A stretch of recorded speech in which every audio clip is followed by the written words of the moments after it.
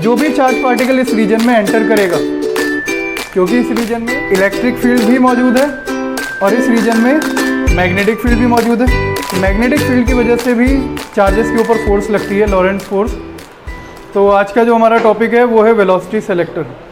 Velocity selector में हमारे पास crossed electric and magnetic field होती है। इस अरेंजमेंट में मैंने एक अपवर्ड इलेक्ट्रिक फील्ड बना कर रखी है, वो आप अपोजिट प्लेट से अपोजिट चार्जेस की हेल्प से डेवलप कर सकते हैं। और एक मैग्नेटिक फील्ड है जो आउटवर्ड है, आउट ऑफ द प्लेन। ठीक, अगर इसको एक्स वाई जेड के हिसाब से ले लो तो आप ये सपोज कर सकते हैं कि मान लीजिए हमारे पास एक बीम ऑफ इलेक्ट्रॉन है जो एक्स डायरेक्शन में जा रही है। ठीक, एक इलेक्ट्रिक फील्ड है जो वाई डायरेक्शन में जा रही है, जे डायरेक्शन में या फिर, और एक मैग्नेटिक फील्ड है जो जेड डायरेक्शन में आ रही है या फिर आउटवर्ड है। ठीक है, इस वेलोसिटी सेलेक्टर या ये जो अरेंजमेंट आपको सामने नज़र आ रहा है, इसकी खास बात ये है कि आप एक बीम ऑफ चार्ज पार्टिकल में से, बीम का मतलब है उसके अंदर बहुत सारे चार्ज पार्टिकल्स होंगे, there are so many charge particles, but we want to select the charge particles with a particular velocity. एक पर्टिकुलर वेलोसिटी के चार्ज पार्टिकल्स आप इस पूरी बीम में से सेलेक्ट कर सकते हैं।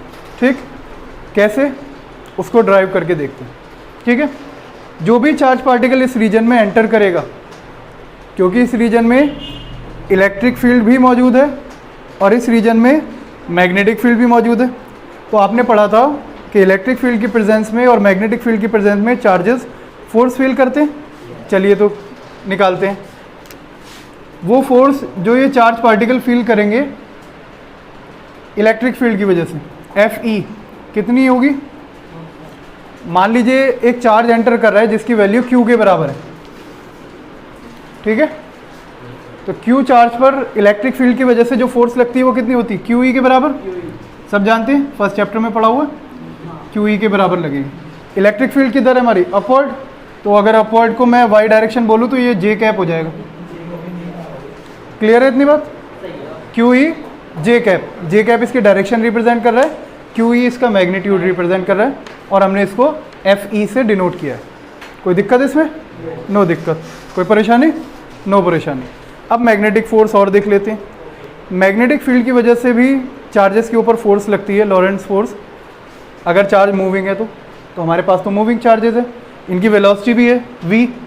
ठीक, अलग अलग चार्ज की अलग अलग वेलोसिटी। कोई एक पर्टिकुलर हमने सेलेक्ट किया फिलहाल, तो उसकी वेलोसिटी को v मान लेते हैं, उसका चार्ज q है, उसके ऊपर जो फोर्स लगेगी मैग्नेटिक फील्ड की वजह से एफ बी कितनी होगी? वो इसका फॉर्मूला होता है Q V B sine theta, है ना? तो ये जाएगा Q V B sine theta. Theta कितना है? आप देखो, मैग्नेटिक फील्ड है आउटवर्ड और चार्ज जा रहा है उस साइड, तो v और b के बीच में एंगल है 90 डिग्री। जीरो नहीं भाई, 90 डिग्री, साइन 90। ठीक, डायरेक्शन, डायरेक्शन क्या होगी? डायरेक्शन क्या होगी? डायरेक्शन निकालने के लिए तो राइट हैंड रूल यूज़ करना पड़ेगा ना।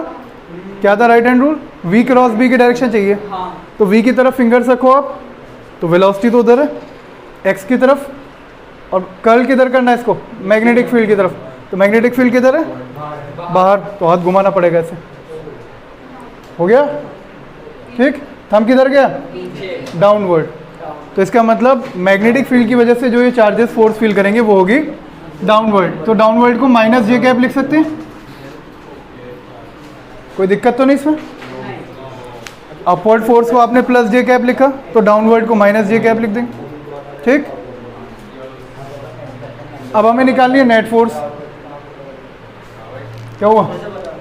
अच्छा, कोई नहीं, सुन लो। नेट फोर्स कितनी होगी? नेट फोर्स दोनों के सम के बराबर होगी, दोनों का सम कर दो आप, वेक्टर सम। ये है क्यू ई जे कैप और ये क्यू वी बी, साइन 90 की वैल्यू तो 1 होती, इसको 1 पुट कर दो तो ये क्यू वी बी बचेगा, तो ये जाएगा क्यू ई जे कैप, ये माइनस जे इधर ले आओ, बल्कि कॉमन भी ले लो, तो ये हो जाएगा minus Q V B J cap. ये होगी नेट फोर्स।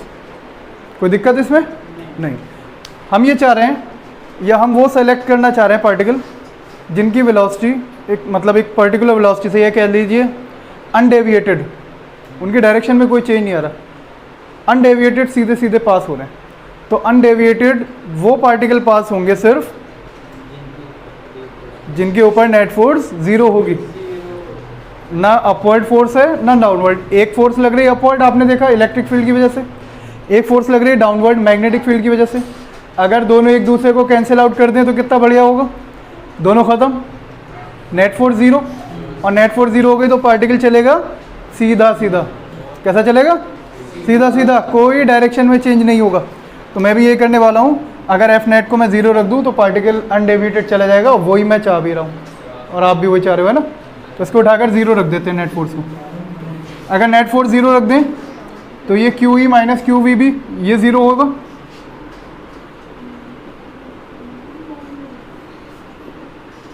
ठीक, ये माइनस क्यू वी भी उधर ले जाओ तो क्यू ई, या क्यू ई उधर ले जाओ तो ये हो जाएगा Q V B equals to Q E, Q से क्यू डिवाइड हो जाएगा, v इज इक्वल टू कितना आ जाएगा, ई अपॉन बी। अगर हमने नेट फोर्स वाली कंडीशन लगाई कि नेट फोर्स 0 है तो सिर्फ उन पार्टिकल्स, बस 0 हो गया तो 0 तो कहीं को होगा ही नहीं, 0 जे क्या के क्या सब 0 हो गया। ठीक, सुनो सुनो, वेलोसिटी होगी ई अपॉन बी के बराबर। अगर नेट फोर्स आप 0 रखते हैं, 0 वाली कंडीशन लगाते हैं, तो सिर्फ वो पार्टिकल्स जिनकी वेलोसिटी ई अपॉन बी के बराबर होगी उनके ऊपर नेट फोर्स 0 हो जाएगी। कौन से रीजन में? क्रॉस्ड मैग्नेटिक और इलेक्ट्रिक फील्ड वाले रीजन में। याद रहेगी बात? ठीक, इसीलिए इसको वेलोसिटी सेलेक्टर कहते हैं। अगर हम यहाँ पर ये ब्लॉक नज़र आ रहा है आपको, ये 2 ब्लॉक जो हैं ये चार्ज पार्टिकल्स को ब्लॉक करने के लिए लगाए गए। इनके बीच में एक छोटी सी ओपनिंग है। ठीक, मतलब जो पार्टिकल अनडेविएटेड जा रहा है वो इस विंडो के थ्रू पास हो जाएगा, ये हमारा आउटपुट है इसका। और जो पार्टिकल जिनकी वेलोसिटी इससे कम या ज़्यादा होगी ई अपॉन बी से, v greater than E upon B होगा तो पार्टिकल नीचे की तरफ बेंड कर जाएगा। ठीक, और अगर v less than E upon B होगा, मतलब पार्टिकल स्लो जा रहा, तो स्लो पर तो पार्टिकल की जो स्लो पार्टिकल होते हैं उनके ऊपर मैग्नेटिक फोर्स कम लगती है। इलेक्ट्रोस्टैटिक का तो खैर वेलोसिटी से कोई लेना देना नहीं, वो अपने आप ज़्यादा हो जाएगी।